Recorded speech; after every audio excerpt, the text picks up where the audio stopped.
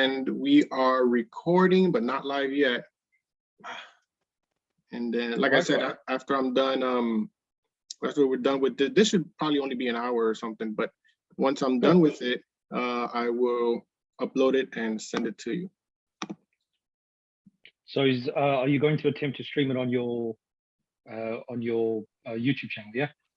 No, it's just too much. I'm going to record it and then I'm going to upload it later on YouTube. So. All right. So you're not going to stream. Okay. No worries. Yeah. Impromptu discussion with Morgan Lopes.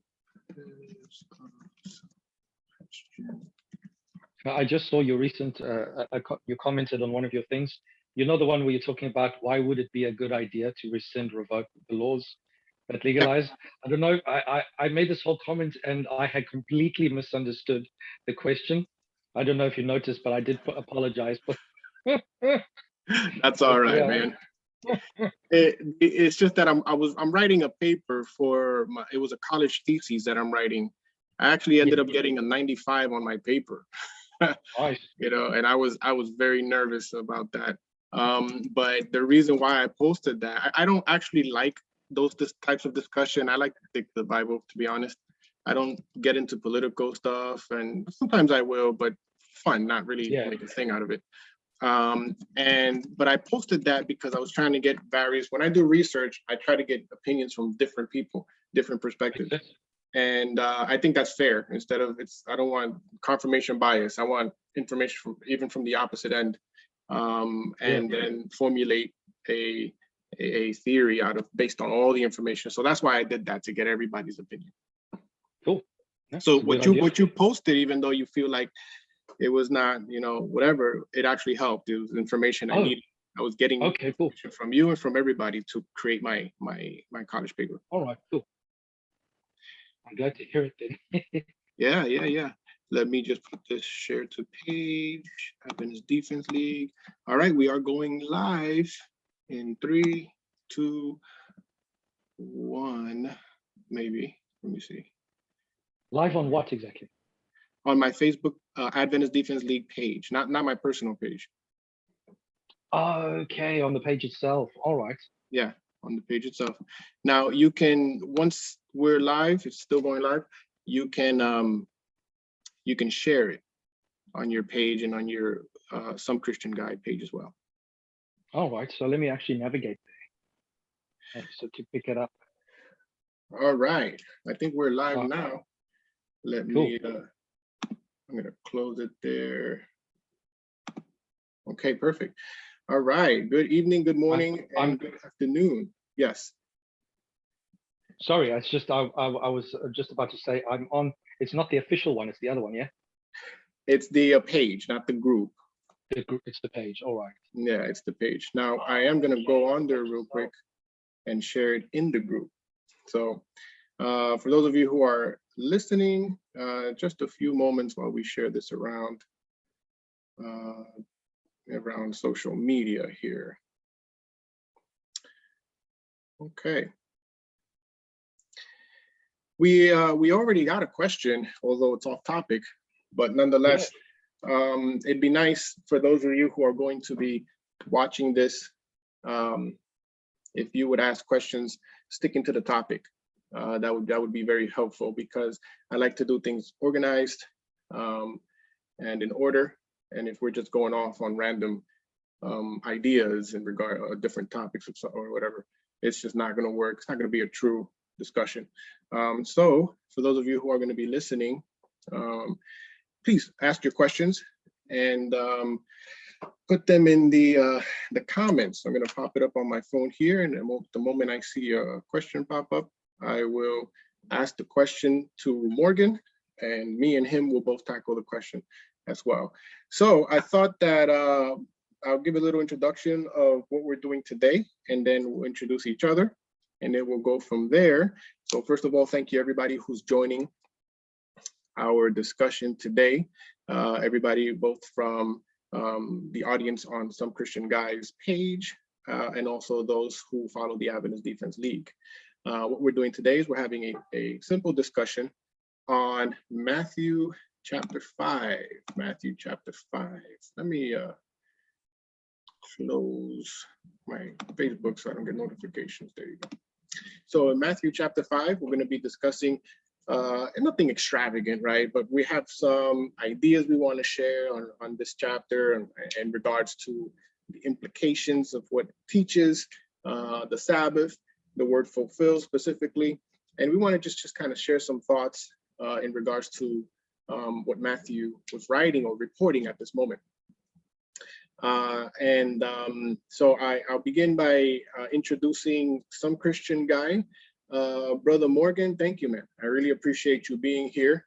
I've been following your page and I've been following your conversations, and I'm very intrigued in some of the things you have to say and delighted that I'm able to work with you in this respect. So why don't you introduce yourself a little bit in your ministry? Right. So title of my ministry is Some Christian Guy.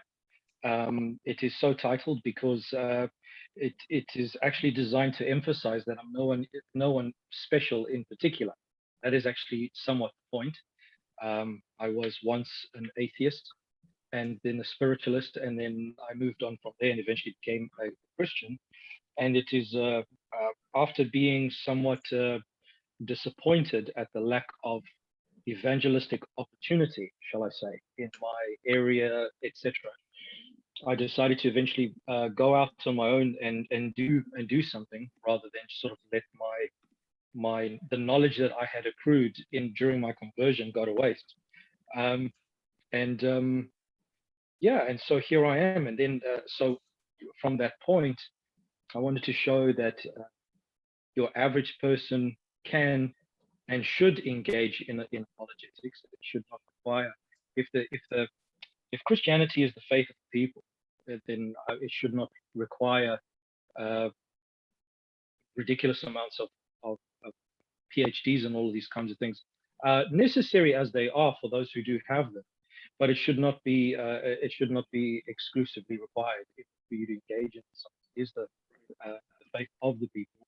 It was first delivered to fishermen and peasants and things like that. So I definitely fit the criteria. And just because a lot of people, even now, when I go and talk to people, if I get invited to London, Manchester, wherever it might be, like, oh, what did you study to do this? What did you? And I'm like, nothing. I just really take my faith seriously. And they're like, wow. I'm like, so I could do it too. Yeah, you could, for sure. Got to do it properly. But yeah, for sure. That's exactly it. And then at the same time, I was disappointed in the sense where I found a lot of in the apologetics milieu, I found that there were certain gaps that were not being fulfilled, specifically psychological issues, for one. And I thought, hey, why do what everyone else is already doing and doing very well, when I can do this and sort of meet a need there. Sort of thing. That's been fantastic stuff. And then obviously I do the average apologetic thing where I sort of offer up, how can I say, an apologetic argument. I don't think anyone else has said this before. Let me throw it out there and see what sticks. It's been a lot of fun. So that's more or less who I am. Yeah, that's wonderful. Yeah, thanks for sharing. And by the way, I don't have a PhD, and I'm still in my studies as well. I'm still studying. I still have a goal I want to reach. I totally agree. I think the gospel is for everybody, not just to receive, but to share, no matter what the background is. You have people like Paul who studied to be a Pharisee, and you have someone like Amos who was a farmer. So God will use anybody and anybody. And to be frank, I in my experience, I have found people without PhD sometimes giving some of the most articulated, logical and well-reasoned arguments in favor of the truth. And so, not to put down anybody who has their PhD or anything, I certainly respect that. I'd like to have one day, but I just think that God can use anybody. And if you don't mind me sharing this particular point, and we'll get to the topic, you didn't want to be an Adventist, right? You had mentioned that to me No. before. You actually didn't want to be an Adventist. This wasn't your thing, right? You were No. trying everything to avoid it, right? Yes. I didn't want to be a Christian, much less an Adventist. I thought not only that Christians were a bunch of idiots, but I was of the opinion that chief among idiots were in fact the Adventists. So I was very, very annoyed when I got to the point where I'm like, I think I've got to convert into this stupid denomination. I was very frustrated, and so I did so, and you know, and here we are. This was about 10 years ago or something. After fighting tooth and nail, not only against Christianity per se, but once I was in the Christian faith, I went around investigating and asking questions and doing all that kind of stuff. And just no one could answer a lot of stuff, and then I eventually realized that most of what people believe about Adventists is actually a lot of nonsense, which I was not surprised about, because I had come to learn that what most people believed about atheism was a lot of nonsense. What most people believed about Buddhism was a lot of nonsense. The vast majority of what you get in the West is sort of this watered down, popularized version of everything. So the fact that Seventh-day Adventists had been completely misrepresented in many ways was actually of no surprise to me. But then I had to rebuke myself for actually believing a lot of it. So but anyway, that's a long story for another day. Actually, I think I've got a video up on that called my story or my experience or something like that. Cool. Nice. Let's take advantage of that moment and let everybody know, if you're able to, please go to his YouTube channel. Some Christian guy, just type it in YouTube, you'll find it. Very good video. I especially like the Trinity topics. I had, my brain was just nearly about to explode with one of those videos, especially with the what was it, the 3-dimensional, 4-dimensional discussion showing how Trinity is actually logical. That was that was quite the study. So you're welcome, anybody who's able to watch those videos and learn. There's a lot to learn there. So thank you for the work you've done, my friend. See, here's the deal. Matthew chapter 5 is used by both Adventists and non-Adventists, right? And typically non-Adventists will use it. Well, I'll say non-Adventists qualify that by non-Adventist critics, because not every non-Adventist, but non-Adventist critics, anti-Sabbatarians, will use Matthew chapter 5 to say that Jesus abolished the Sabbath, right? And they try to do that by interpreting the word fulfill in merely one of its semantic ranges instead of, in context. And so our discussion today was focusing, we were actually talking about this earlier, focusing on that particular word fulfill and the context of Matthew chapter 5 and what we find there, what it really actually says. So some of the questions, Morgan, that people ask is, what does the word fulfill actually mean in this particular chapter, right? What does it mean when he says, I came not to destroy, but to fulfill? Because some people will say, well, he fulfilled it, therefore I don't got to keep it, right? He fulfilled it, therefore we got rid of it. He got rid of it, so on and so forth. So what would you say on that particular point there? And then I'll have my ideas. Yeah, generally when someone says that, what does a specific word mean? One of the biggest mistakes that people make is to forget that words have more than one meaning usually, right? So if I go to to Strong's Concordance and I look up the word fulfill, I'm going to pop it up here. How about that? Let me I'll show it real quick, and then it's going to minimize this for a moment. But okay. So if you look at Strong's Concordance, and I'm referring specifically to Matthew 5:18. Sorry, not 5:18, but 5:17. The word there, fulfill. So the verse is, think not that I'm come to destroy the law or the prophets. I am not come to destroy, but to fulfill. So the word there is G 41:37. if we have a quick squiz, I'll sort of just give you a second to catch up. I'm not going to the thread, but twofold here, 4137. Let me go ahead and click on that. All right. So you see where it says outline of biblical usage, right? You see there's quite a lot there, actually, right? To make full, to fill up, to fill to the full, to cause to abound, to furnish or supply liberally, to abound, to render full. So when the people are saying that when Jesus says here fulfill, that means that it's been completed, and therefore, because it's been completed, it's no longer binding on us. So when the person is making the argument, right, they are presupposing that specific definition, right, is what they're doing.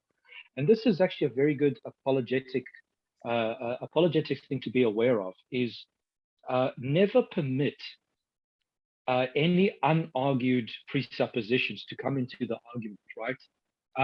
Because the person has to argue for why they believe of all of these definitions that you see here. Why do they believe it's that and not one of the others, for example? Right. Right? They're simply coming and saying, well, this is the case, therefore, right? And a lot of the times we forget, well, hang about, let me take a step back and let me investigate whether that presupposition is in fact true.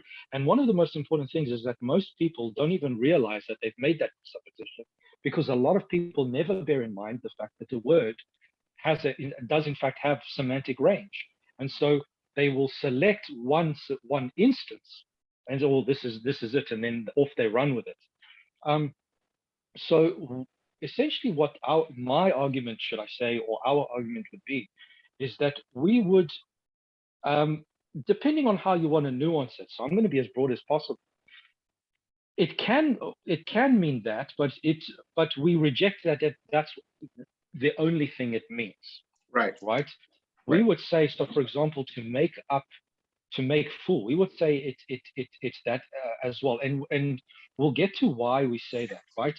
Also, where it says to carry into effect, to bring to realization, to realize, because my assertion would be that fulfill in this concept does not mean to render complete in the sense where, like, let's say you are a delivery person and you fulfill an order, which means, okay, now it's done, right? I mean the word fulfill in terms of Christ has become the exemplar. That is, he has exemplified certain duties that people are required to fulfill perpetually so well, right? He's fulfilled those requirements so perfectly that from this point onwards, he actually serves as the example of how we are supposed to fulfill a specific thing. So, for example, if a teacher says of a pupil, listen, this pupil is absolutely, he's an example. He's a wonderful star, brilliant student. You will ask, well, why are you saying that? And the reason that the teacher will give is because he perfectly fulfills everything that's required of him. That's why he's this example, right? But no one in a million years would imagine that the teacher saying this of this pupil would mean that everyone else can go home and they don't have to do their homework anymore, right? And that assumption it's ridiculous on its face.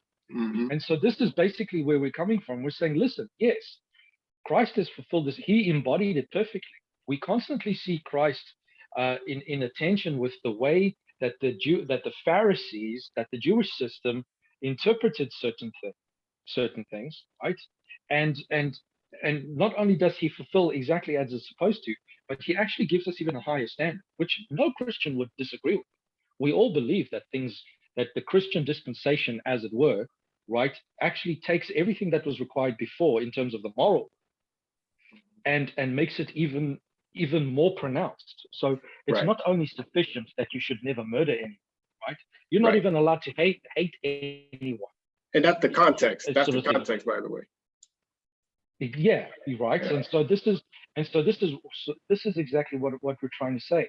When he's talking about fulfill, we do not mean that he fulfilled something and boom, now it's done. For example, like with the ceremonial law, you had the lamb, and the lamb that was sacrificed represented Jesus. Now that Jesus has been sacrificed, well, now you have Jesus, you don't need the lamb. So in that sense, that kind of fulfilling did bring a specific thing to an end. But the moral law is binding on us for as long as we are required to be moral, right? So we'll just ask the question, are we still required to be moral? Well, the answer is yes, of course, right? Therefore, the moral law is still binding.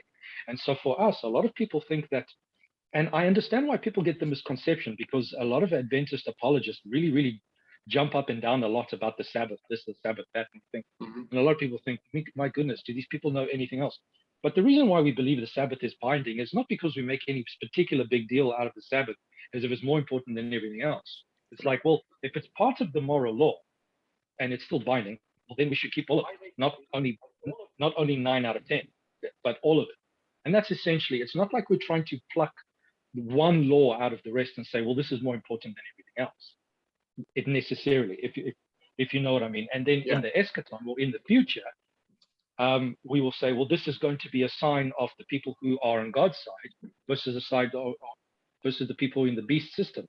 But it's not the Sabbath only. It will be all of the 10 commandments. The beast system in the future is going to require that we violate all of the 10 commandments. So, for example, if we make the example today, the whole abortion issue is literally a violation of a violation of the sixth commandment, literally.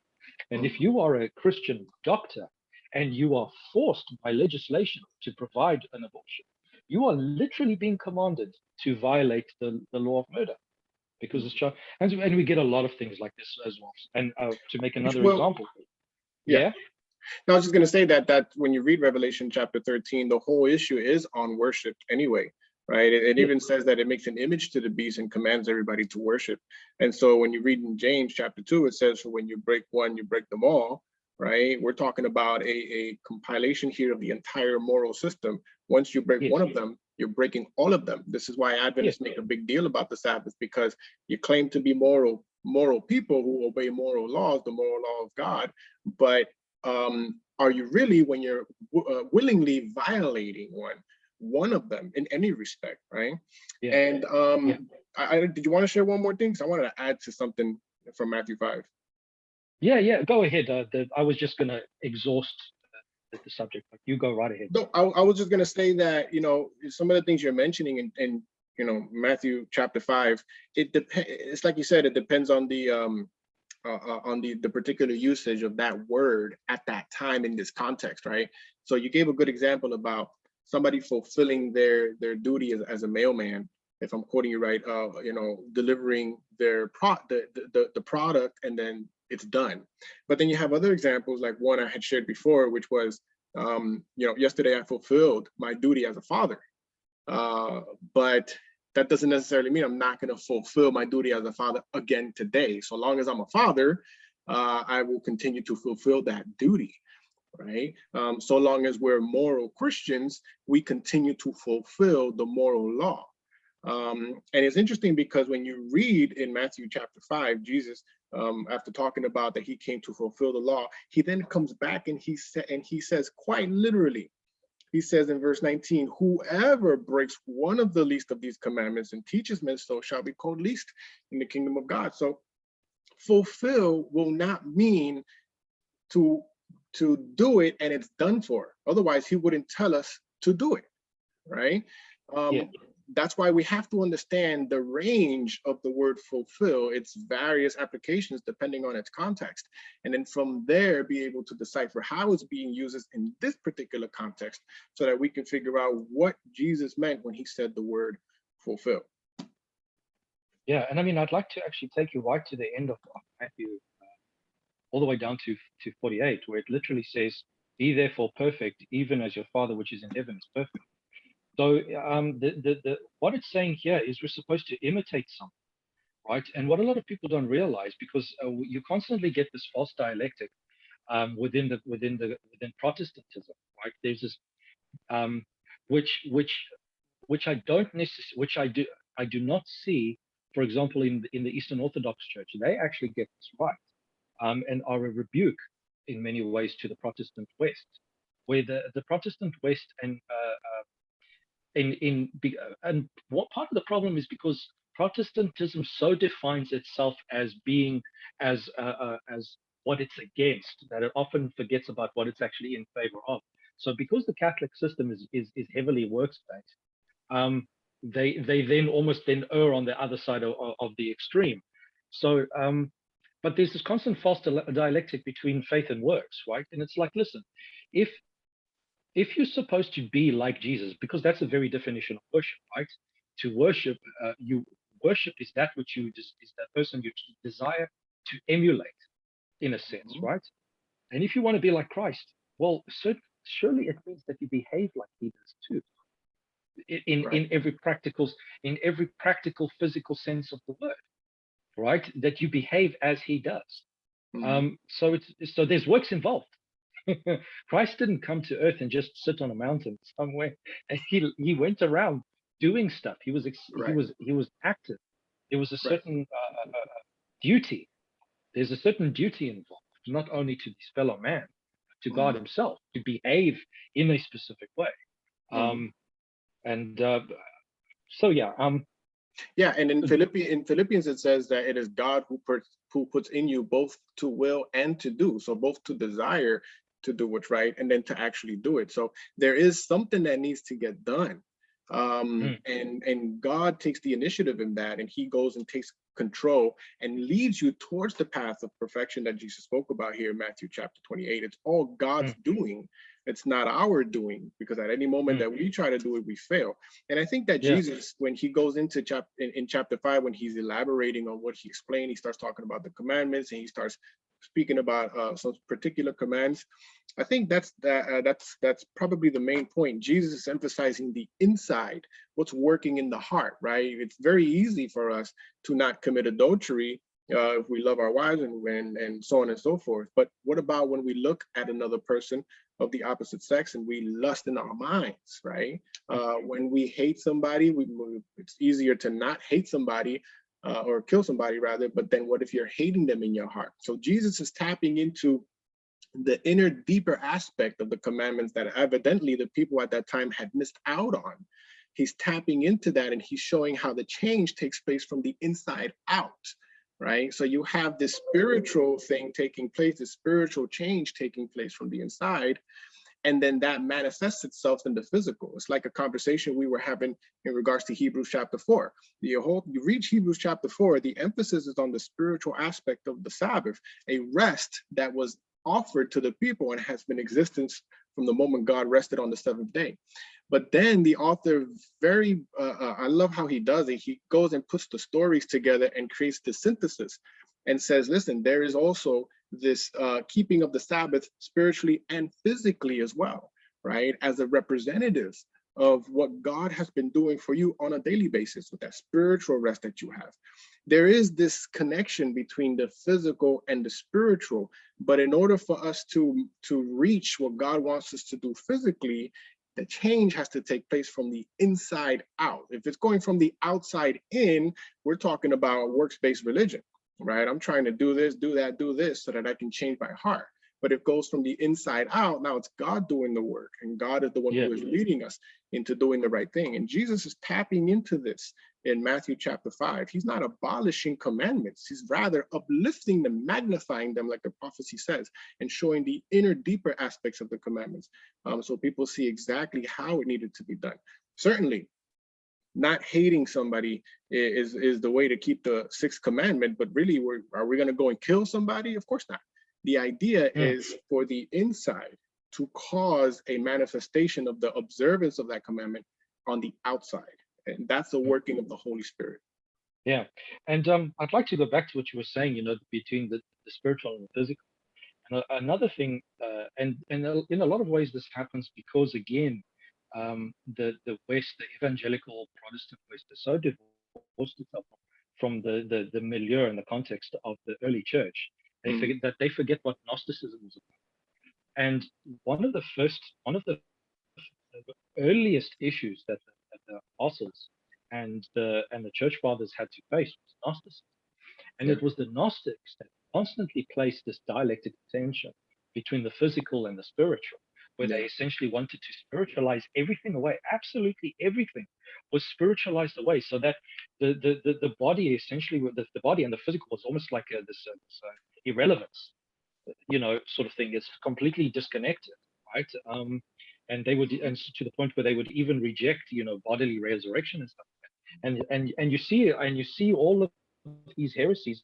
I mean, there's nothing new under the sun. You see all of these heresies coming right back in. So, for example, when I was still living in South Africa, I remember seeing old Archbishop Desmond Tutu, for example, saying that when we're talking about the resurrection, what we do not mean is the revivification of a corpse, or we're not talking about something physical. It's like, excuse me, really?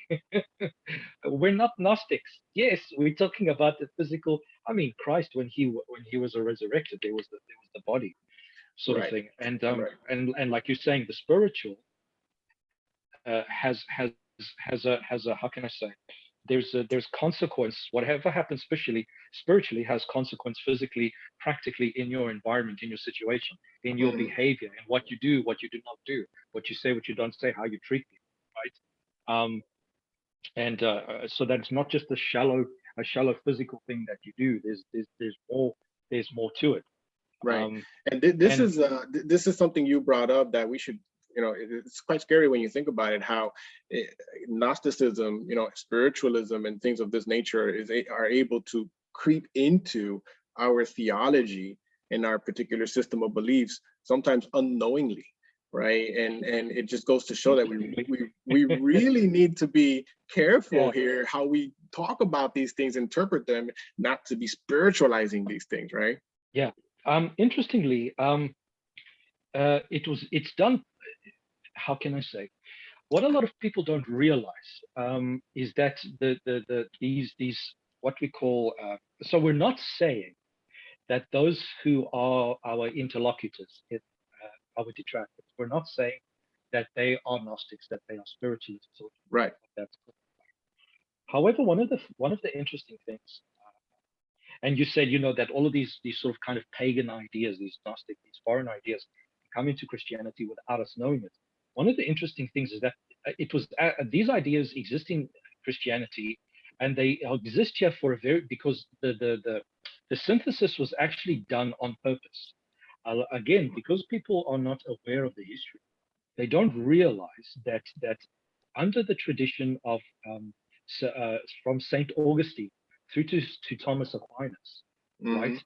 There was a deliberate synthesis between the Greek philosophy way of thinking and the presuppositions of the Greek philosophers, and a lot of the Greek categories was synthesized with Christian thought. And this is actually, if you look at the controversy between the East and the West in olden days. So, for example, there was the schism where the Roman Catholic Church broke away from the East. One of the big problems that they had with each other was this fact where even though there's nothing necessarily wrong with using Greek philosophy because they teach laws of logic and all these kinds of things, which are all fair enough. The problem is when they start getting into certain metaphysical categories that we then would want to reject, and then it is because of that you see a lot of the false ideas then eventually manifest themselves in the Catholic Church. Because Protestants are essentially the daughters of the Catholic Church, and broken away from the Catholic Church. Even though they broke away, we must still remember that people like Martin Luther and stuff, these guys were Augustinian monks and stuff like that. They were trained in that philosophical tradition, scholasticism, and all of that kind of stuff. And so, for us as Seventh-day Adventists, when we talk about the letters to the churches, we say that it represents sort of a church. Each letter was a literal church that the letter was being written to, but at the same time, it represents each. It's like a time period in the period of the church, right? And we say that the letter to the church, I forget which one it was, which says, "Listen, you guys have done a great thing. Nevertheless, your works are incomplete." Right? I forget which church that letter was to. Right? But you're talking about in Revelation chapter 3? That's correct. Right? So there's a letter written that says, you guys have done great stuff. However, your works are incomplete. You haven't quite gotten everything exactly right. And the Seventh-day Adventists, again, I don't know if other denominations do that. Seventh-day Adventists say, yeah, this is the time of the Reformation, where they did everything great. But there's a lot of stuff that they didn't fully, there's a lot of Catholic and Greek presuppositions that they didn't fully divorce themselves of. right? And that unfortunately continued to be carried over even into Protestantism, which then formed the basis of a lot of the Protestant errors that then obviously Seventh-day Adventists reject. For example, the tendency to place dialectics into everything. For example, one of the earliest Protestant dialectics we see was Martin Luther himself, where he couldn't reconcile James and Paul, I believe it was, right? He called James the epistle of straw because he's reckoning, oh, well, you know, here's Paul talking about faith this and faith that, and here's James talking about the law, and what you must do. And I think he eventually removed or sought to say that it shouldn't even belong in the canon, right? That's correct. He wanted to remove it from the canon. He didn't, of course, which was fantastic. I think Melanchthon actually told him, listen, mate, you need to hold your horses here. You can't just start ripping up the canon. Are you crazy? So Melanchthon was sort of the brakes of Martin Luther, yeah? So, but essentially you can see that tendency to place dialectical tension unnecessarily into different things was already there from the beginning. And Protestantism and evangelicalism never got rid of that tendency, which is why, for example, still this very day, you see constant arguments about faith and works. There's still this dialectical tension. It's not one or the other. It's both in their proper context. You know, faith and then works, and works is the evidence. I mean, it's in the Bible. It says, you know, without works, your faith is dead. It's pointless. Right. What's the point having faith if you're still a miserable son of a gun? Come on. Right. And then this still exists. And then again, when we talk about the spiritual implications of the moral law versus its practical everyday implications, again, there's that dialectical thing. So when people say, well, Jesus is on Sabbath, right?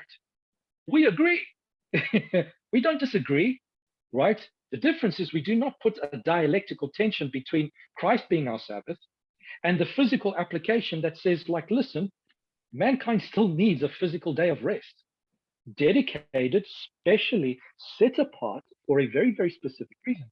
Because the Sabbath, the whole week, and this is the thing, it's not just about the Sabbath, it's about the whole week. We are literally, in the same way that communion commemorates the crucifixion, so the Sabbath is the weekday at the time, and the Sabbath is a remembrance, is a tradition of remembering creation. Mm-hmm. Right? I mean, essentially, as far as I can recall in the Bible, we are only asked to remember two things: the Sabbath day and communion, right? Which are kind of like, in many ways, sort of pillars in a sense, right? Because I mean, even if you think about communion, right? Jesus God came and sacrificed and all that, but all of it is utterly meaningless if he's not the creator, right? It's pointless if he's not the creator, right? And we see that because the tradition that was instantiated, where it's like 6 days and then a seventh day of rest, we abandon that, and then we want to be surprised that today we don't believe it was a literal 6-day creation anymore. I mean, how can we be surprised? We can't be surprised. Yeah, and I like that you mentioned the meaningless part, because it reminds me of a conversation we had before, where Jesus says, he says, "I did not come to destroy but to fulfill." And if how would we put it? It says he would not tell them to fulfill a principle that has been abolished, right? Because right in the very next verse, he starts saying, if you say, if you break or teach any of these commandments, that they teach people to break them, you're going to be called least in the kingdom of heaven. So it would make no sense for him to say that it's been abolished, to then go ahead and teach and tell them to not teach that it's least or anything like that, right? So, and we digressed a little bit, but good talk, good conversation. I really like that, and I want to kind of return to the Gnostic point and emphasize for those who are listening, we're not calling you Gnostics, right? You know, people tend to people have this tendency. For you read a whole paragraph, you zero in on one thing, right? You're listening to a whole conversation. That one point right there just totally distracts you from everything else. And so I want to just kind of reassure the people, we're not calling you Yeah. Gnostic. We are Yeah. saying that that throughout history, right, there has been an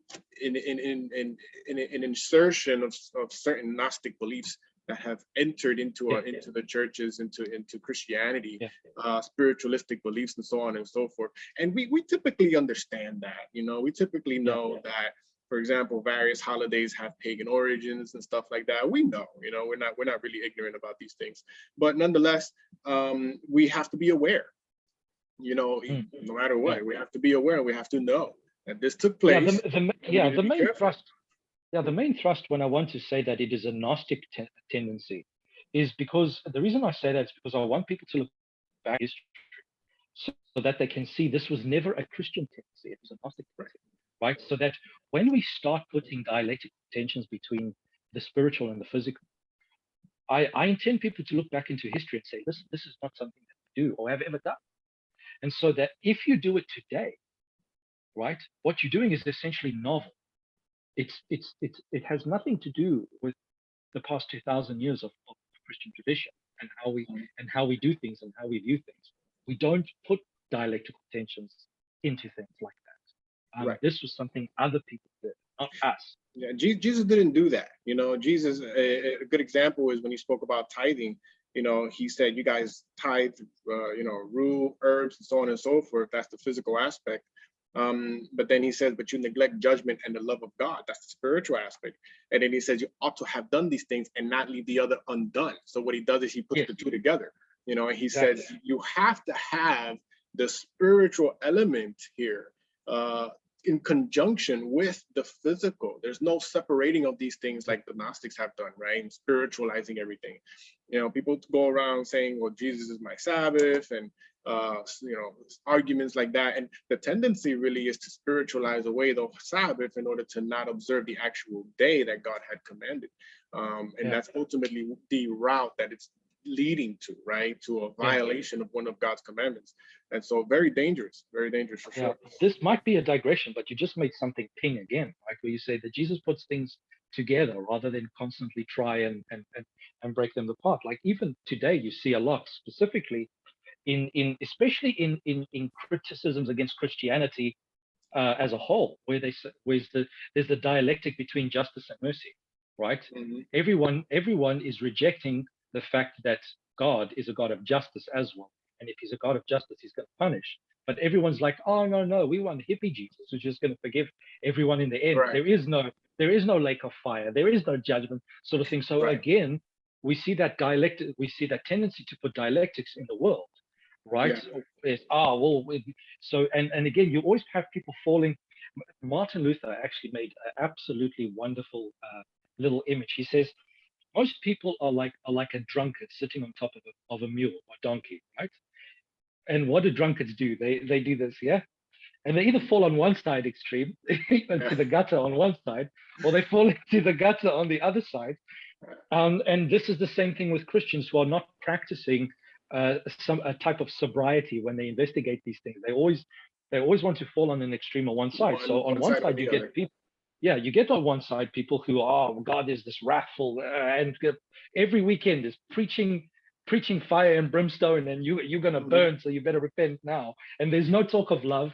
And then on the other one, you have hippie church where everyone's clapping and jumping up and down because, Jesus is love and no one will ever be condemned for anything. Right. So carry on, do whatever you want. Right. Like, come on. There's a balance here. Yeah, and you have that, and I'll make this point, we'll go back to Matthew 5, but you have this, the same thing seeing in regards to grace versus works. Right. Yes. There is no grace versus works. You know, and I've heard Christians say that in Old Testament they were saved by works, in New Testament they were saved by grace, as if God got it wrong in the past, right? And that's not what the Bible is teaching. There's no contention between grace and works. They actually work together. And you know, the most famous text that I get thrown a lot at, which is actually one of my favorite texts, is in Ephesians, where it says you are saved by grace. You ever seen that text before? I know you have, right? Don't you just love that text when you tell people? But here's the thing, even when you say the Old Testament and the New Testament, Protestants and evangelicals are constantly putting a dialectical tension, even between the two testaments, even. It's like, no, They're not in competition. It's our faith is a continuation. It's That's not exactly there right. was Yeah. this and now we're something completely Right. different sort Right. of thing, which was completely alien to what the Jews would have. Yeah. It's like, no. As a matter of fact, the Hebrews chapter 4, verse 3 says that the gospel was preached to them. I talk about the Israelites before the entering the land of Canaan, as well as it was preached to us. So the gospel was there from the beginning, right? And Exactly. you see that actually with the first lamb that was sacrificed in order to clothe Adam and Eve when they sinned. And when you go to, I wanted to emphasize back to Ephesians chapter 2, it says you're saved by grace. Interestingly, that this text actually says in the very next text, verse 10, it says, for we are his workmanship created in Christ Jesus, for good works, which God prepared beforehand that we should walk in them.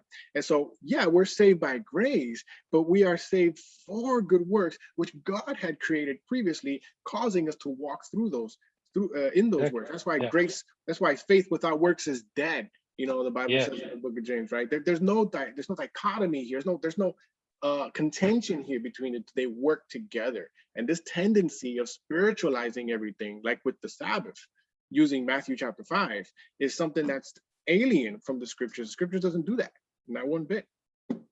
Here's an interesting point. One of the, and this is something that when I discovered it, I was actually quite surprised.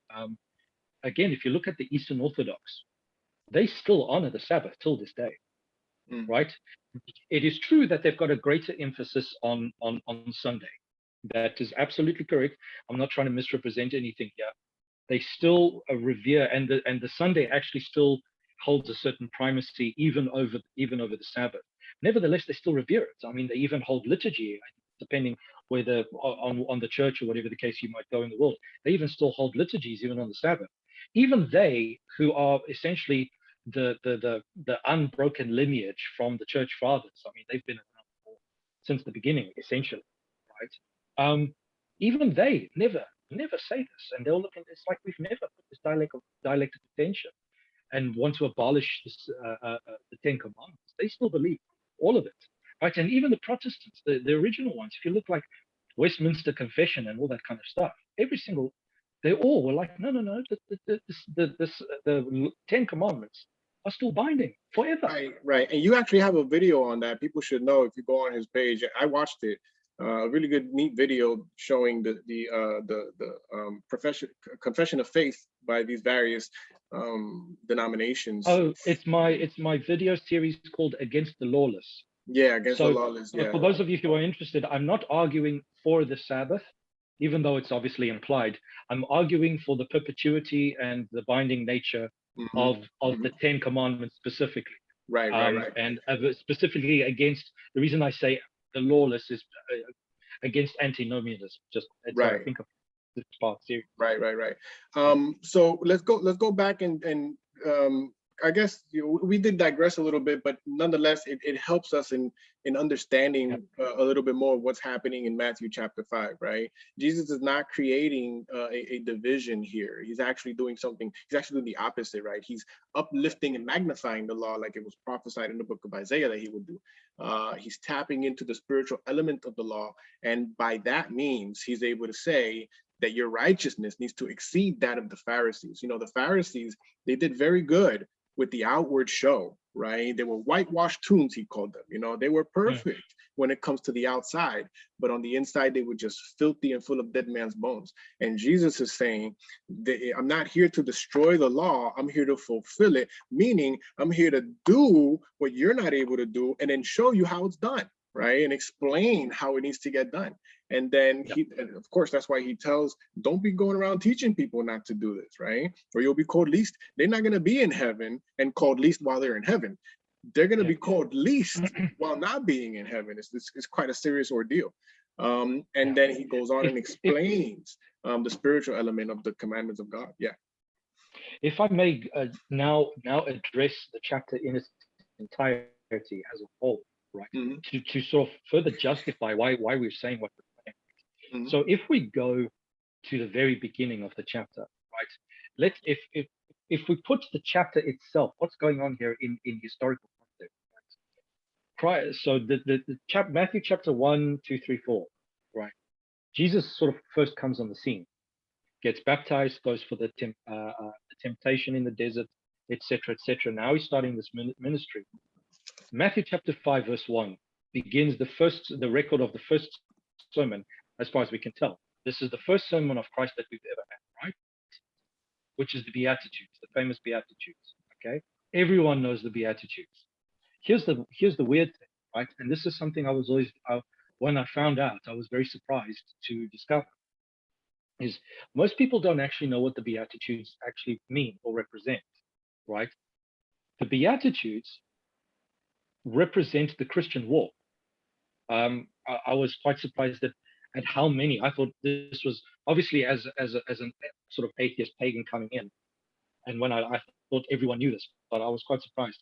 It represents the spiritual walk, right? So this is the what is going on here. So now Jesus comes and first of all, he's lived a perfect life. He's now 30 years old. He's reached maturity. He goes through all the various processes to vindicate himself, right? He gets baptized, and the dove comes down, the voice of God. This is my son with whom I well pleased, which means this guy's perfect, right? You better watch this one, right?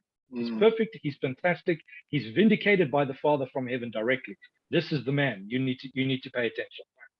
Now, it gets to this point, 5,000 or more people, multitudes, right? Here he is on a hill, and now his first recorded sermon.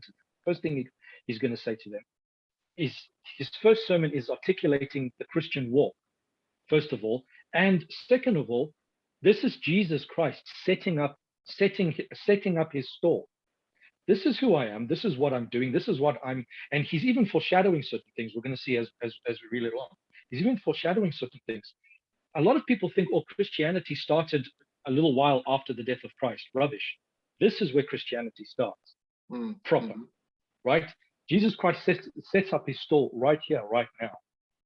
And from this point on, this is what he's literally telling people what to expect of him and articulating to them what it is that what it is that they've missed out on all this time, right? So his first words are basically, he opened his mouth, taught them, saying, right, blessed are the poor in spirit. Okay, so what people like poor. In fact, I've heard some people quote this verse, very annoying. You actually want to sort of throat punch people when you say this, right? They say, blessed are the poor, right? It's the social justice nonsense sort of thing. No, it's not the poor. This is not about money. Okay, this is about spiritual poverty. He says, blessed are the poor in spirit, for theirs is the kingdom. What is he saying here?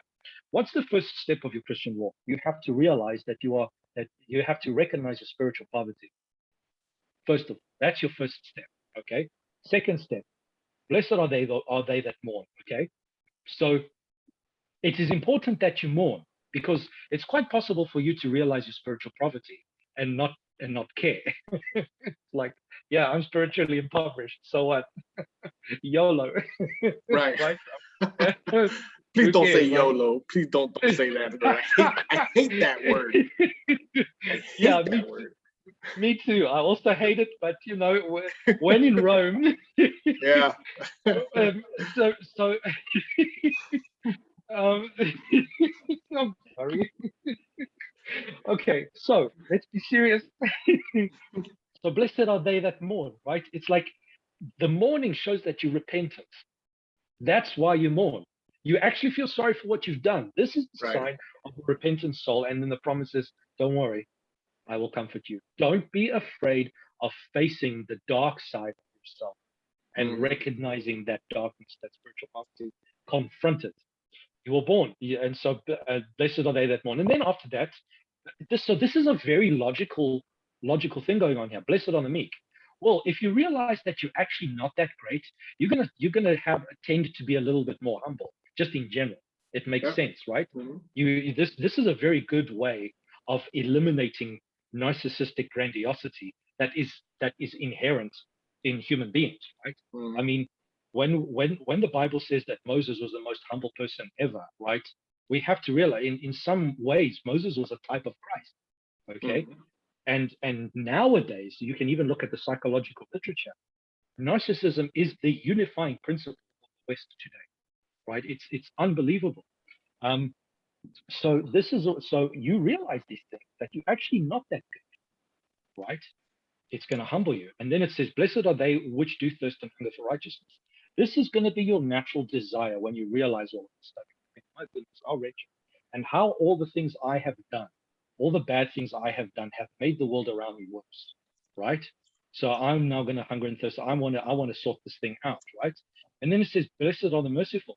When you realize that you're not that good and you've made mistakes, you're going to be a lot more merciful, right? When you see other people stumble, when you see other people fall, you're going to be, listen, mate, you know what? Fair enough. I've been there. I've done it. Man, you should have seen me.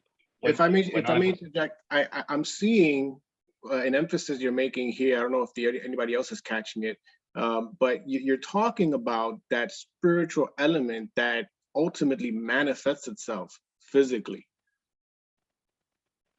right? That's the evolution, isn't it? Yeah, there's an evolution because here from one thing. Yeah, right, exactly. Right? Because of course, God wants us that change to take place from the inside that Jesus is talking about, but which should be manifested on the outside as well. Yeah. So blessed are the poor in spirit. This is an intellectual, spiritual thing that goes on in the heart. And then by the time blessed are the merciful, this is now starting to play out in the way you treat others, in your behavior. Blessed are the meek is an influence on your behavior. Blessed are the merciful. It's an influence on your behavior, how you treat other people. Then it says, blessed are the pure in heart, right? It makes sense. Here's again, blessed are the peacemakers. And over here, it's not just peacemakers to make peace amongst all men, right? One man between the other man. That's implied, of course. But it's also, if I'm playing the role of Jesus, the role of Christ was to reconcile us with his Father, to make peace because we make a transgression. Now we're in a dialectical tension with God because of our sin.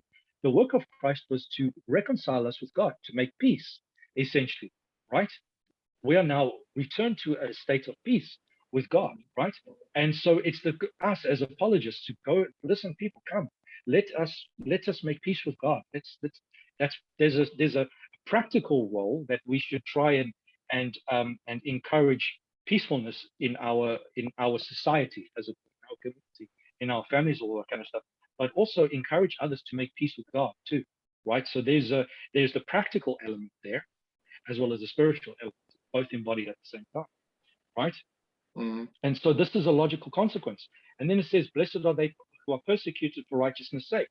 This is, again, you can expect this to happen. So all these things are very, very practical. And then blessed are you when men shall revile you, persecute you. He's literally telling you what it means to be a Christian. Right? This is 3.5 years before he dies, right? Or roughly. Right? But this is a long time before he dies. So Christianity, as we recognize it today, is already being preached by Christ before the crucifixion. So this idea that, so this hard line that people draw between before crucifixion and after crucifixion, things over here are one thing, and then now crucifixion, now things are abolished. Rubbish. There's a gradual evolution over to things. So here Christ is talking about this is what it means to be a Christian. So he says all of this stuff, right? And then immediately turns to them and says to you, okay, now you are the salt of the earth. Talking now, addressing the people. So now he gives this principle. He sets up this principle. This is what it means to be a Christian, right? This is what it means to be a Christian. This is what it means to be Israel, as it were. Yeah. And then he turns to them directly. And now this is what you are supposed to be. You are the salt of the earth, right? You are the light of the world, right? And he says, men don't light a candle and put it under a bushel, right? So again, there's no point of this inner piety that I go into my little closet somewhere and I'm holy by myself. No. Right. You need to go out into the world and you need to make a difference, is what he's saying. Yeah. Right. And again, Christ didn't go and sit on a mountain like the pagan gurus did, right? Sit on a mountain, I have my meditation, I write a little book, and now you all carry on by yourselves over there. No, you get involved with the people. Christ was constantly amongst his own people. He was social, right? And this is very difficult for someone. Let me tell you. And I don't mean to jump the gun, but I like the progression that's taking place here, because it's almost as if Jesus comes in verse 17 and says, now don't misunderstand me. Yes, exactly. And it's interesting how people will zero in on verse 17 and misunderstand, right?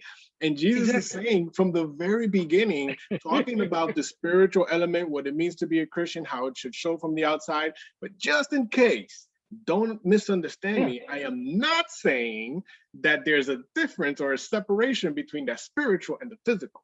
Exactly. You, brother, you went exactly where I was going. I know you were, I could tell. Let your line shine before the world and all of this kind of stuff. And here, so that the people don't start to think, wow, this guy's a revolutionary. He's gonna, because this is what they were thinking, weren't they? The Messiah is supposed to be some revolutionary who's just gonna flatten everyone and we're gonna be. He's like, no. Don't think that I've come to be a revolutionary, because even today, in this whole social justice warrior stupidity, right? People like to paint Jesus as if he's some kind of social revolutionary or something. He's not. He is not at all. And so he's like, so just in case you guys misunderstand, do not think, by the way, I'm not coming to destroy the law and the prophet, because now he's telling you what he's actually here to do, right? I've not come to destroy the law of the prophets. I'm not come to destroy, but to fulfill. And fulfill here means I come to be your example, because so far your Pharisees and your religious order have misrepresented what it means to follow the law and the commandments of God. That's exactly and right. We know, and Christ here is foreshadowing the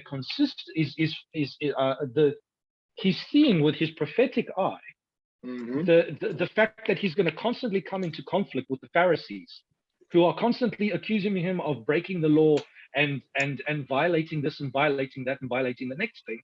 And people would get the misunderstanding, oh, this guy's trying to abolish the law. And he's here before anything happens. He's like, do not misunderstand what I'm doing. I am not. I'm the one that tells you whether or not you are abiding by the law or not. I'm the one that tells you. And it's just so interesting how that is exactly what Christians have done to the text. You know, it's exactly the very thing.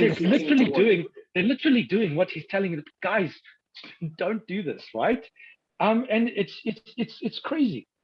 Wow. So, Charlie, no, not till heaven and earth. When will heaven and earth pass away? There's a question I ask the critics all the time. At the end of time, when there's a new heaven and a new earth.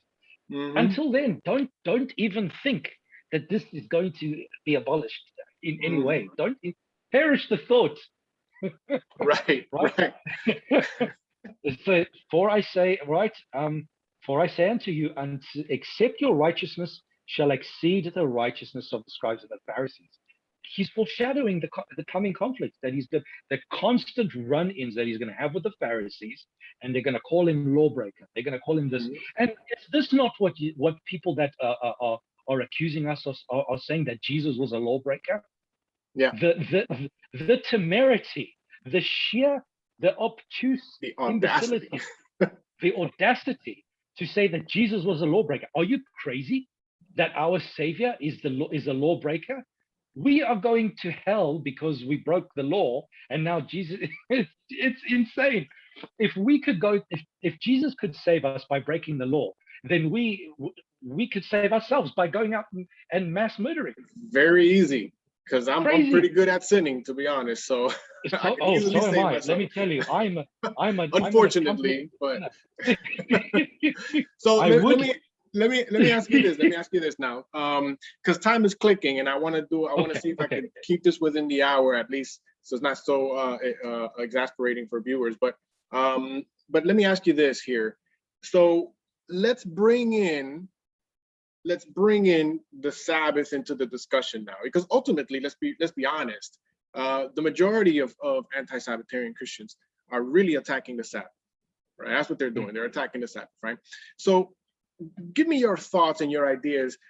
Now that I know we didn't get through the whole chapter here. It's quite a huge chapter anyway, but we got a good basis, a good foundation of what Jesus is talking about in context here. And from here on to the rest of the chapter, we already know that it is not teaching that the commandments are abolished because of the foundation that was just laid.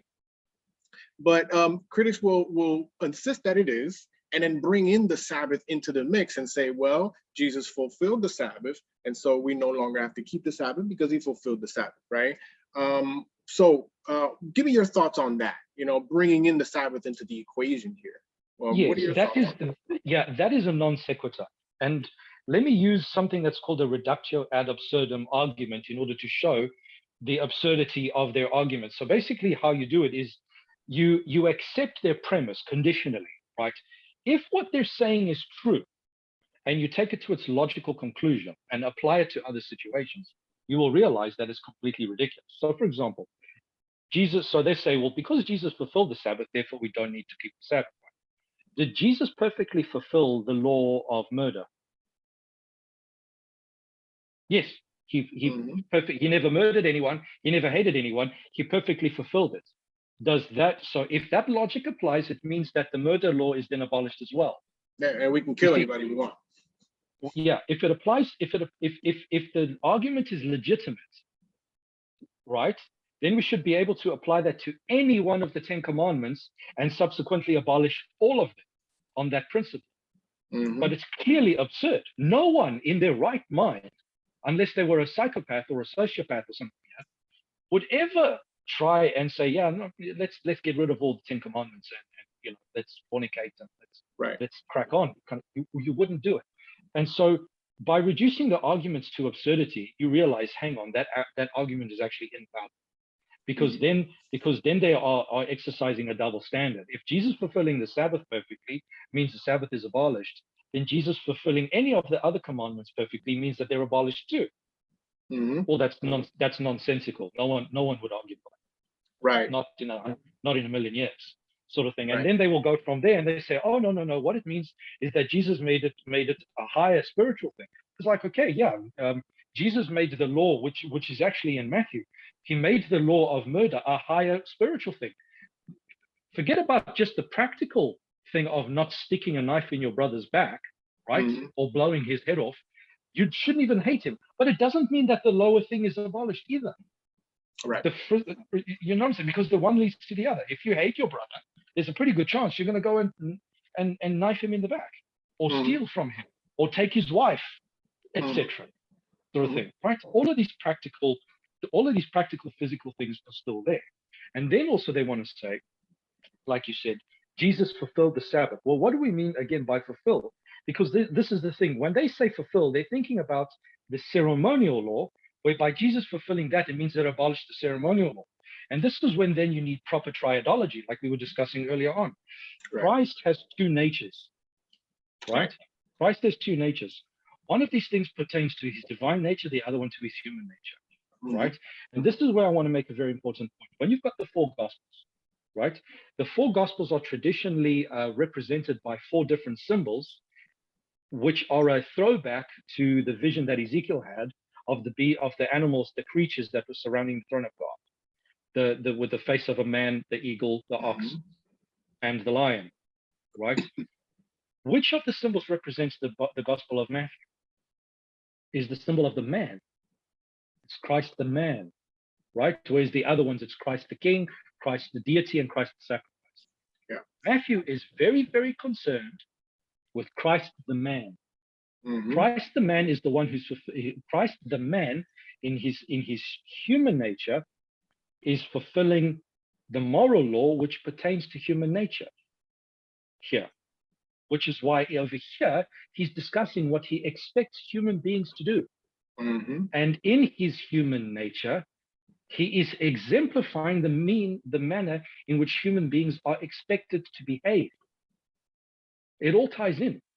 Yeah. Right? Christ the man, and Christ the man, how he was, is how me the man and you people out there, the woman, the child, whoever, are supposed to follow suit. He fulfills perfectly in order to set an example. Right? The moral law has nothing to do with it. It's a transcription of it. Why would God, the divine, have to obey the moral law? The moral law is a transcript of his character. In his divine nature, he's already that in every way perfectly. There's nothing for him to fulfill. Correct. You know what I'm saying? He is the very definition of the moral law. He is the moral in the same way that he is love. Love is defined by him. He is the locus, the reference point. So there's nothing for him to fulfill in his divine nature. It's for him to fulfill in his human nature, as an example human to us. nature. Exactly. Right. And then it's the ceremonial law,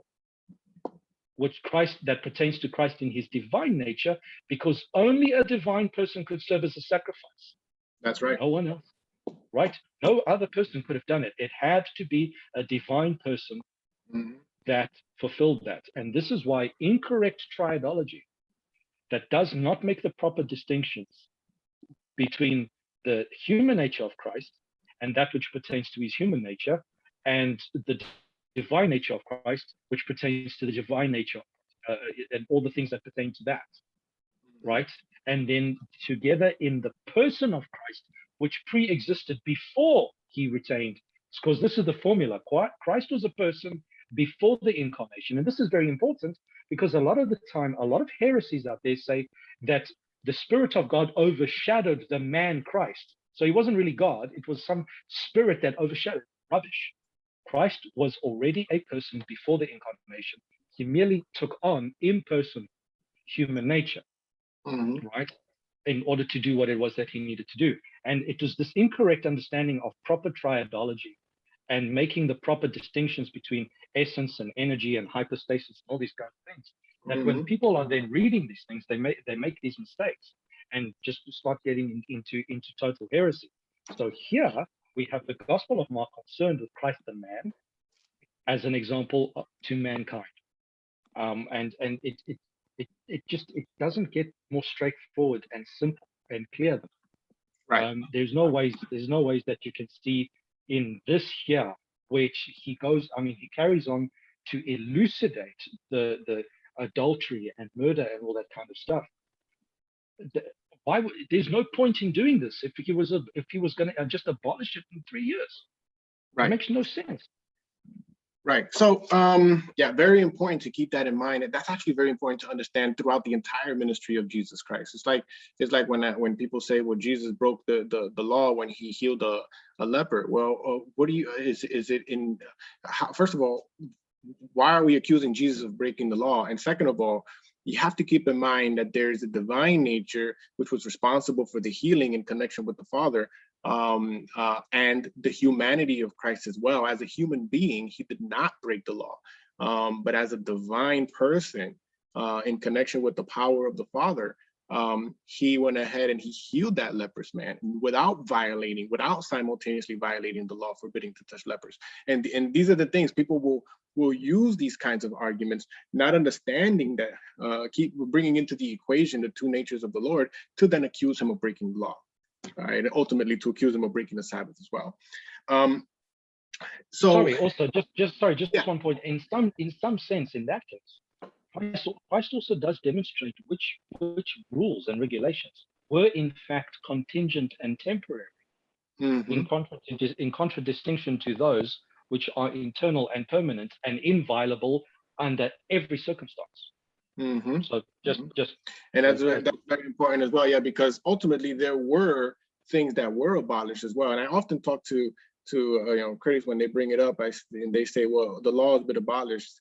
I completely concur that in that there was a law that was abolished.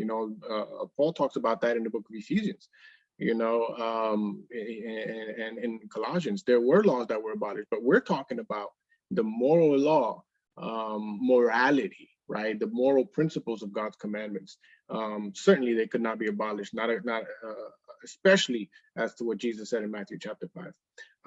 Now, to draw this to a close, I wish I could go on a lot longer. It's a good conversation, but to draw this to a close, I was asking the audience to provide some questions, and we only got one, and it's off topic, of course, but it's okay because I grant it. I'm doing it because we kind of did digress ourselves anyway. But I want to look at this question here. And it was actually not under the video per se, but under the post. I hope you like the little graph I made there. That's pretty cool, yeah. Yes. It was all like, again, this is impromptu here. We would not really plan this. You guys you all need to understand this was very, very last minute. So very last minute. I mean, I'm not hoping gonna the be phone perfect. doesn't ring here while we're talking. Somebody doesn't walk Yeah, into the office, you know. yeah. Um, My neighbors have been surprisingly quiet. at the right moment, right? Hey, maybe Yeah. we'll do a couple of more surprise conversations like this in the future. It's a lot of fun. But let's conclude with answering at least this particular question, and then we'll go from there. So this particular gentleman here says Sabbath was the sign of the old covenant, not applicable to Christians today. Sabbath equals weekly, monthly, and feast and jubilee. And this, again, this was under not the video per se, but it pertains to the video because it was under the flyer or promotional thing that I put there. I thought you said there was a question. Yeah, I thought so too, right? That's not a question, that's an assertion. We have another question here. I didn't know it just came in, so maybe we can get to two of these. But yeah, he made an assertion.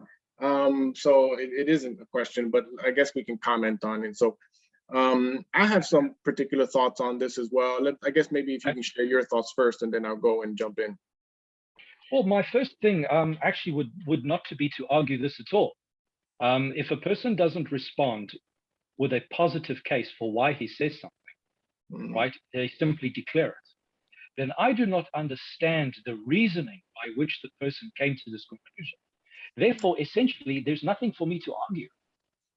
You know what I mean? I have to, in order to respond to this, I have to assume how he came to this conclusion. Right. And this is something that a lot of people then get stuck in. When people come out and just make assertions, and then you try to respond to the person, and the person will come back, oh, but I don't mean this, and I don't mean that, and this is not what I'm thinking. And eventually you circle the drain, and you never really don't get anywhere. It doesn't go anywhere. It's like, yeah. So what people need to do is like, listen, I'm absolutely perfectly happy to discuss this thing, but I can't do anything with an assertion. I can't. There's nothing.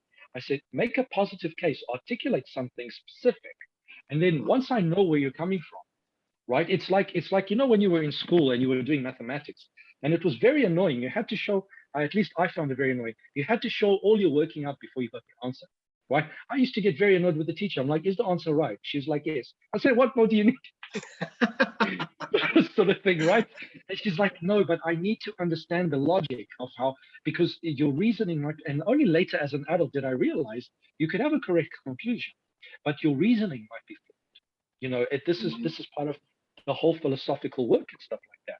So here, I disagree with the conclusion, of course, but there might be something to his reasoning that might be valid. He just went the wrong way somewhere.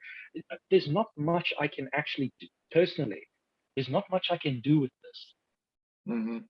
Me personally. Right. Even though I could speculate, you know. Right, and that's the issue really, because and that's the problem I think with conversations on text and messages and stuff like that, and also when emotions are involved and people just sporadically make points without actually, you know, explaining in the context of why they're saying it, so on and so forth. Yeah. It makes it very difficult for us to actually give a reply, because if I reply in a manner, because I'm going to give a reply assuming what he probably believes in regards to this, but it's like you said, likely he'll come back and say, but no, it's this, and it's because he didn't articulate what he meant by making this comment, right? So let me just say that this right here is a very typical reply, an argument that you find among anti-Sabbatarian Christians, very typical, because it's true. In the Old Testament, the Sabbath was set up as a sign in book of Exodus, I believe it's chapter 31, talking about the Sabbath as a sign between me and you, Jesus talking to the Israelites at that time. And one of the things that I've come to realize is, okay, granting that it was a sign specifically with those Israelites and that's it, right? Granting that, right? Our conversation right now is really about the new covenant, not the old covenant, right? We're talking about, or assuming that I understand that, you know, we got more context behind his comment, right? We're talking about the new covenant here. And this is where I'm coming from, right?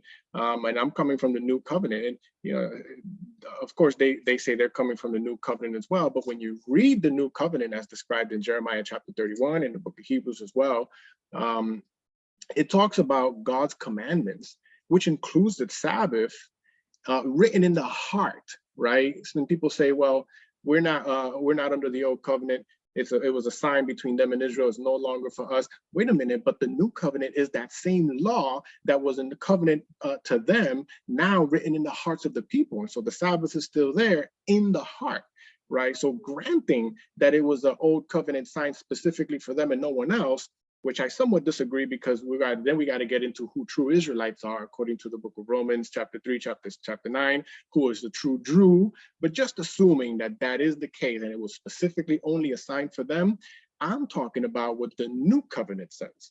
And the new covenant says that the law, including the Sabbath commandment, is written in the heart, right? And so when we observe God's commandments, it's now something that's coming from the inside out. And on the outside, we see a manifestation of what's taking place inside of me. That's why it's been written there, which is essentially what you find in Hebrews chapter 4 regarding to the Sabbath. You find that spiritual element of the Sabbath being emphasized. And then suddenly you have in verse 9 and 10 saying, with the conjunction also, that whoever has that spiritual rest will also cease from his own works as God did from his, which was according to verse 4 on the seventh day, right? So that's typically how I would respond to that. And I would say that it is applicable today under the new covenant, because it's part of the new covenant that's been written in the heart.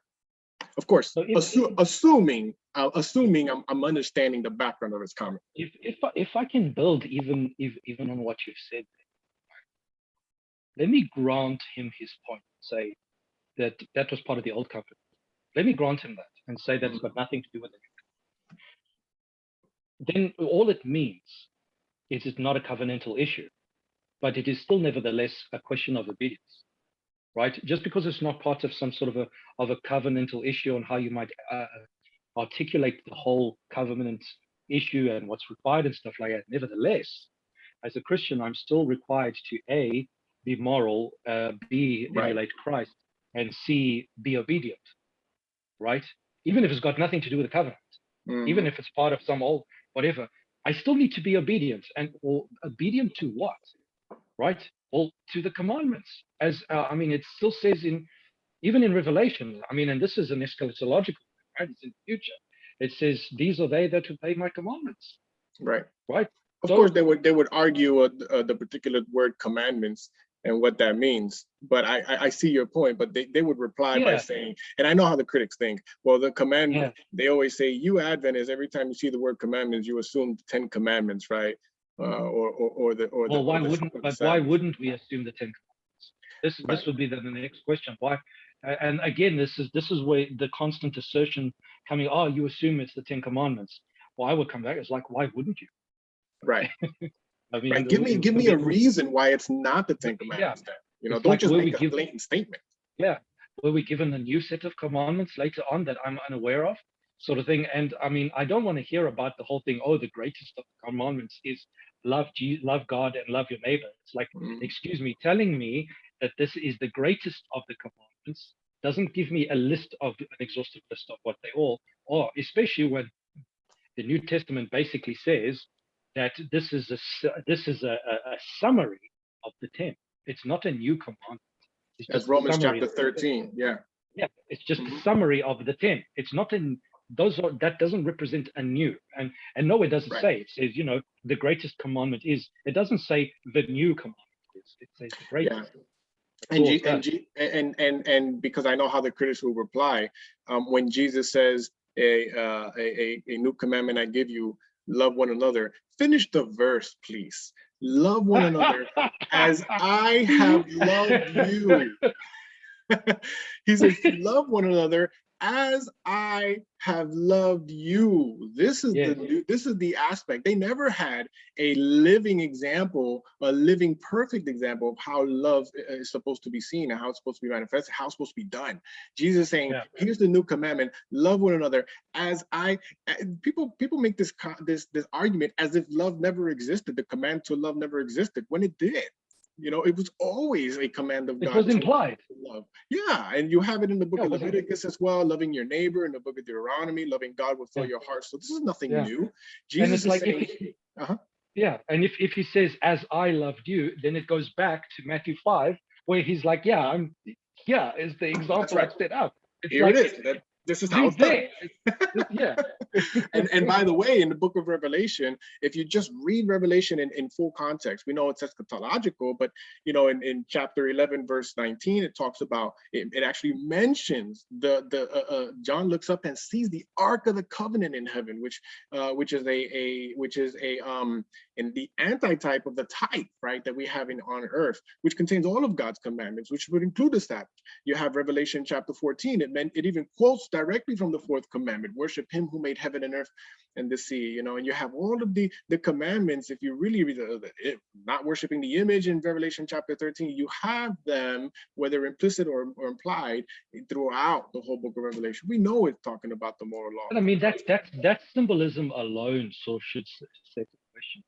The 10 Commandments go inside the ark. What is the ark? Is the seat of God. Mm-hmm. So literally, the government of God rests upon these items that are contained there, right? Mm-hmm. So unless you get rid of the throne, you can't get rid of what's inside it. That's right. It's exactly right. It's crazy. It's Exactly anyway. right. Well, one more question here, and then we'll draw to a close. Gracie Del Severa, and I'm assuming that you know her. I maybe. do, yes. Okay. For the sake of transparency, this is my mother. Oh, okay. Yeah. Well, welcome, Gracie. I'm glad you were able to. You have quite the son here. Very smart guy. You did a good job. So she's asking this, and I'll leave this to you here, and then we'll close. Could you discuss and define a little bit the meaning of hypostasis, if there's hypostasis? time? Yeah. All right. Yeah. She actually. I have to apologize, Mother Dearest. Please forgive me. I've been meaning to make a video addressing the subject, but my wife was recently in hospital. Things have just gone. I haven't been able to get around to it, but hopefully soon. So this goes back to the Trinity video that I did that you actually mentioned before. So the hypostasis, when we go to the early church, they wanting to, how do we talk about the Trinity? This is, and part of their thought process, right? And in the video, I say you make certain distinctions when you're talking about the Godhead. You say that the Godhead consists of one divine essence and 3 hypostases, right? Hypostasis is another word for persons, right? However, in the Greek, the word hypostasis is a Greek word, and hypostasis literally, if you transliterate it, means substance. As hypo means sub, and stasis means substance or stillness or something. When we say that something is in stasis, we say it doesn't move, it doesn't change. It's just say it's one thing all the time, right? And there was another word that they could have used. It's a word called prosopon, which is directly means person, where we kind of get it from the English eventually. The problem is, in those days, the Greek mindset, when they used the word prosopon, was, when you look at Greek plays, like theater productions, you have the 2 masks. You have the mask of the sad face and the mask of the happy face. It's like your tragedy. So in their mindset, when they used the word prosopon, they had an idea of a mask, or they had the idea of a theater setting where one person would play different roles, right? So the person would come out with a mask on, and now he's playing one character, and then he would put that mask behind his back, put on another mask, and now he's a different character. Okay, but behind the mask is the same person all the time. So they wanted. Is there a term for that? There's a word for that. I thought there was a word for that. There was a gentleman who spoke about this in history, and they named it after his name. I forgot. But anyway, go ahead. Yeah, I'm not entirely sure.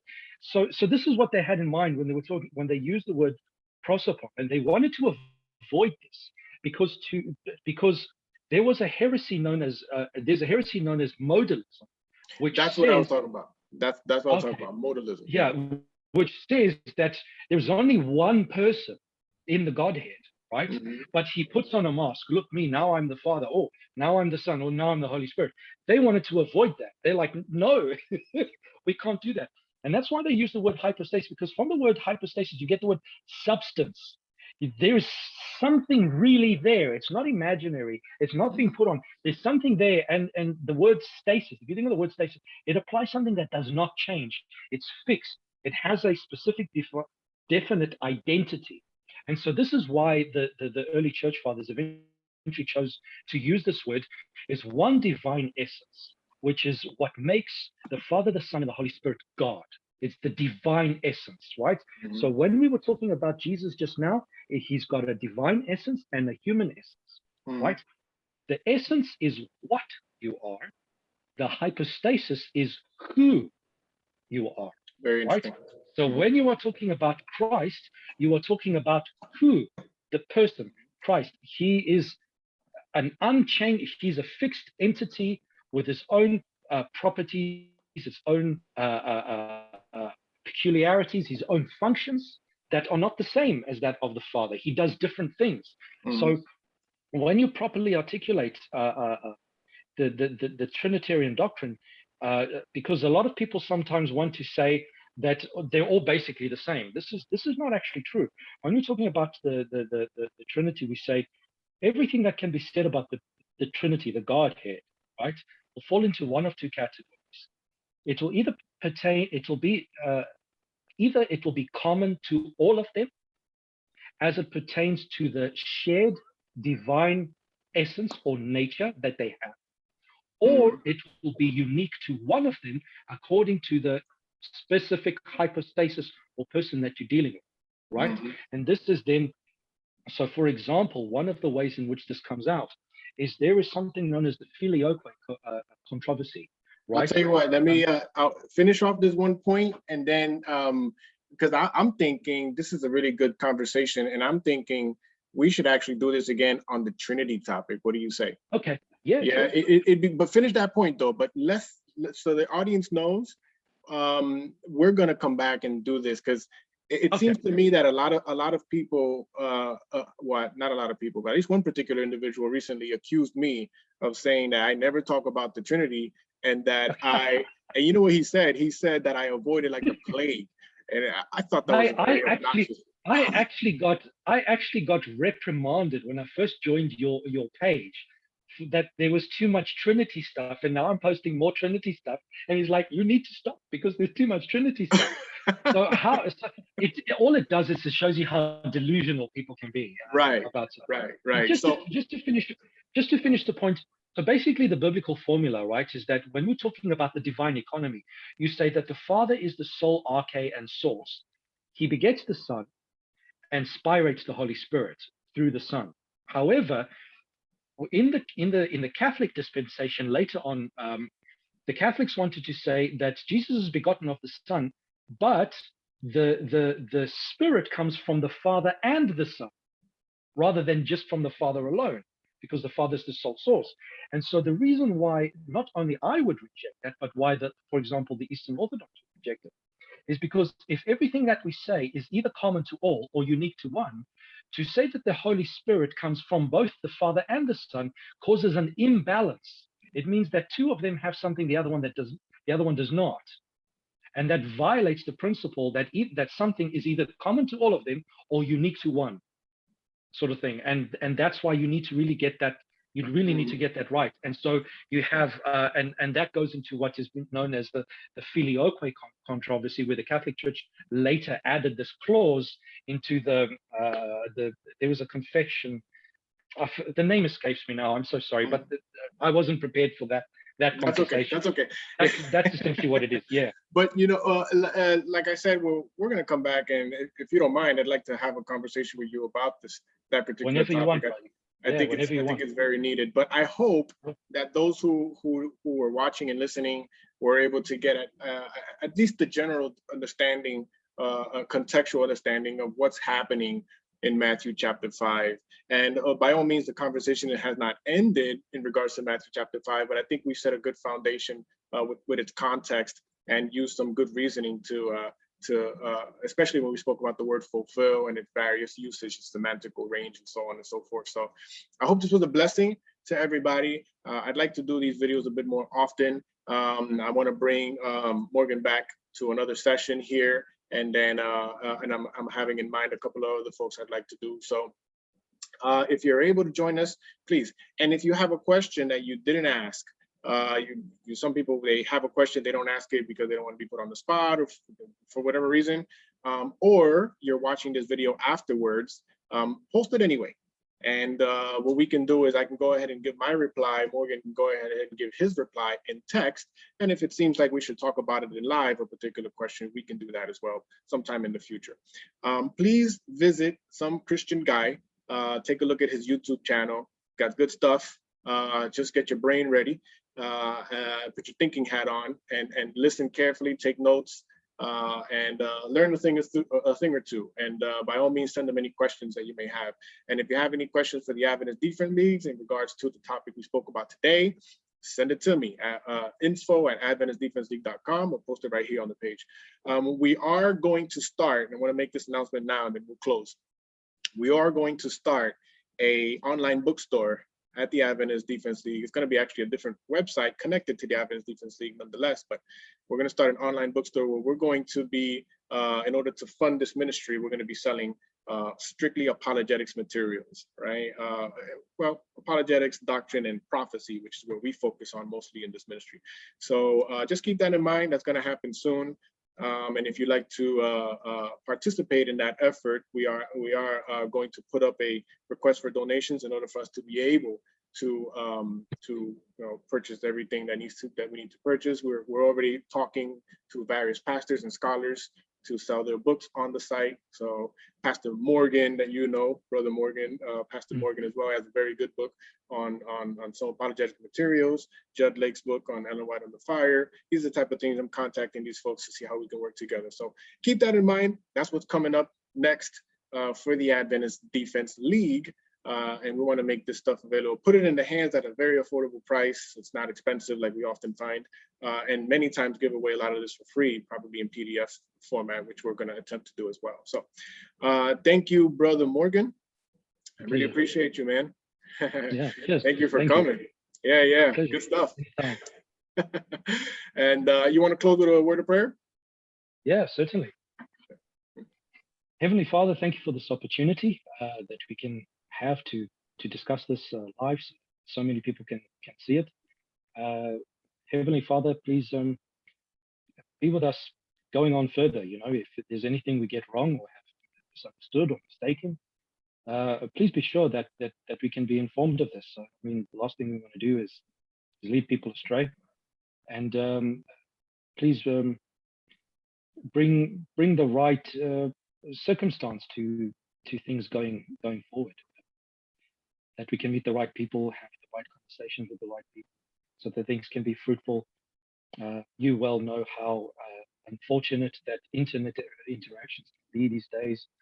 People prefer to fight rather than have civil conversations. And may we all remember that at the end of the day, we all love you and the Son of Christ, and we are all essentially brothers. We need to stop all of this business of going after each other as if we're enemies, rather than people with differing views, fighting for the kingdom together ultimately. And again, Lord, thank you for the opportunity and for all your blessings thus far, that we can find ourselves in a position to be privileged enough to do any work for you at all, let alone one with such a public-facing presence. And may we never forget to be cognizant of how dreadfully how dreadful is the responsibility that we bear in this circumstance. In the name of Jesus Christ, Lord and Savior, I pray and I thank you deeply. Amen. Amen. Well, this was fun. This was fun. Yeah, it was awesome. Thank you so much. Yeah, absolutely. I'm sorry to hear about your wife in the hospital you mentioned, but we'll be praying for her for sure. Yeah, she's all right now. Yeah, fed up. Good. But she's all right now. God bless you, brother, and everybody else. Yes, thank you so much for listening. Thank you, everyone, for listening. Yeah, for sure. And we'll do this again soon. God bless everybody. Cool. Here we are. Bye. All right.